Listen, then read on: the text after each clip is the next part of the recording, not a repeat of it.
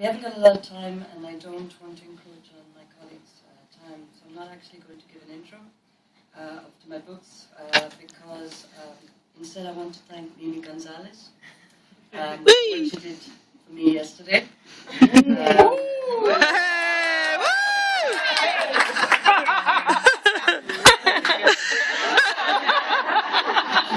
I would say that more people are here. I'm not that well known, so more people are here because of her and her wonderful craziness yesterday. And if you haven't seen her show, please, she's on at 4 p.m. She's a comedian and she's brilliant. And Mimi, I just want to say, I hope your visions come through for you. You deserve it.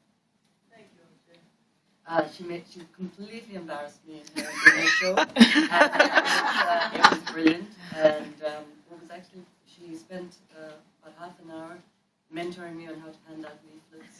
I don't know if you've seen the leaflets, my face is on it. And she had it in her back pocket.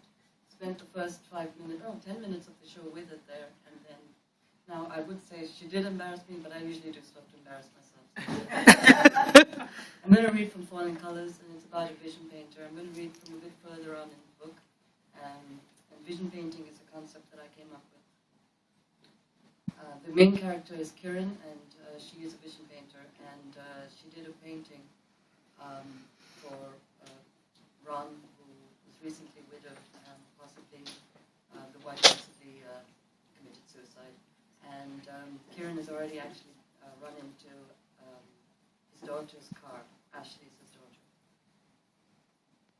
The late summer night was turning dark as Kieran locked the kitchen door. She unchained a bicycle from the railing and then decided to walk and push the bicycle for the first part of the way home. The air lay in a dusk haze over the lake, the only sounds the wash of the wind through the twig leaves, and the metallic tinkling coming from the bell as the bicycle bumped over the ruts in the track. Kieran switched on the bicycle lamp when she came to the path through the trees, and the light created a feeble pattern on the track as it bounced in time to the tinkle. The harsh beam of headlights being switched on obscured the gentle light. Kieran threw her hands up to cover her eyes. She couldn't see the car or its occupants, but she heard a car door open and slam shut. Who's there? Kieran kept her voice steady. She was trying to calculate if she could get on the bicycle and ride back to the restaurant over the track faster than the car, or whether running through the overgrown undergrowth on either side was a better option. There was no answer from behind the curtain of light. Kieran slid her leg over the bike and placed her foot onto the pedal. She heard footsteps, and then the shape of a woman cut through the beam. There was a click, and the light switched off as suddenly as it had come on. The relief that thudded through Kieran's body when she recognized the person was short-lived when she saw the rage on Ashley's face. Ashley looked like she was struggling to find words. The light that was still present in the day tried to put on a brave face, but it gave up and crept away, leaving them in the flicker of the bicycle light. Kieran cleared her throat and decided to say something to fill the uncomfortable silence. She had a feeling she would regret whatever it was that emerged from her mouth anyway. So you got your car fixed. That was fast. You must give me details of your garage. A half-day turnaround is excellent. She noticed then that the shape of the car was considerably larger than Ashley's sports car. She cleared her throat again. Or maybe not. Though from the little I can see, that looks like a cool car too. A 4x4 is much better for these roads anyway. She didn't even bother to silence the inner voice that was calling her names. Ashley's voice started out quietly. What kind of crazy nutcase are you anyway? Did you sell my father some weird magic stuff? Have you poisoned him and me, so that we're now having some kind of weird collective hallucination? Her voice had risen to reach the edges of the forest as the trees crowded in for a listen. Kieran screwed up her brows in puzzlement. Don't look like you don't know what I'm talking about.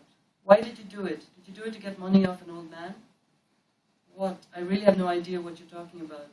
But that sense of impending doom was starting to make sense. It wasn't possible. You did a painting for my father, knowing the state he was in, grieving, stressed, vulnerable in other words. Now you've pushed him over the edge. He's seeing things and hearing things, and somehow I am too. What are you seeing and hearing? Kieran didn't want to know. One of Ashley's hands was mangling the other. My mother, who else? Don't play the innocent. You must have given him something. You put yourself out there as some kind of what? Eastern healer or something?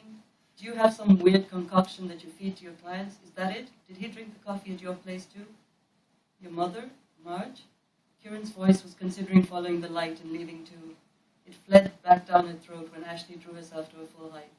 Yes, Marge. My very dead mother, Marge.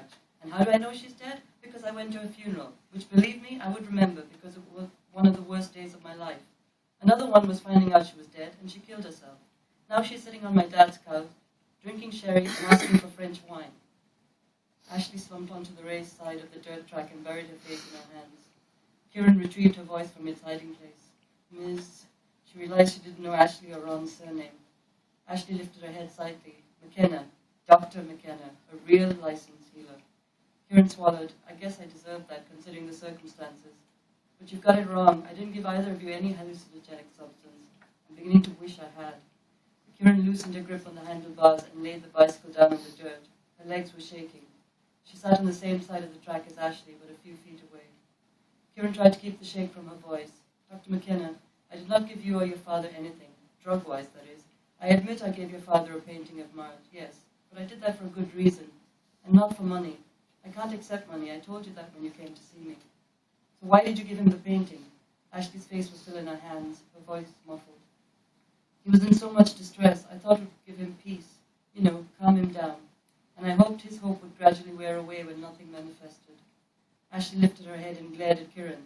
So if you didn't give us any drugs, what is this? Some kind of weird spell that makes us imagine things? Kieran shook her head. I don't do drugs or spells. Where did you get the idea that just because I'm Indian that I cast spells or administer hallucinogenic substances? Why is it so hard to believe that I was trying to help your father find some peace of mind? Because I work with real treatments. I went to med school for 6 long years, and then through years of training after that, I help people in a rational, scientific way, not by slapping paint onto a canvas and calling that healing or vision painting or whatever. And I was born with a gift. I didn't ask for it, but it helps people too, in a gentle way, without stuffing them full of your drugs, without asking them for money. Don't get me wrong, I go to you doctors too, on occasion. I do try to avoid doctors most of the time, but I don't put them down either. I assume most of them are just trying to do the best of a difficult job and are not in it for the money. Kieran's voice was getting stronger. Her mind was trying to avoid the problem. I've run out of time.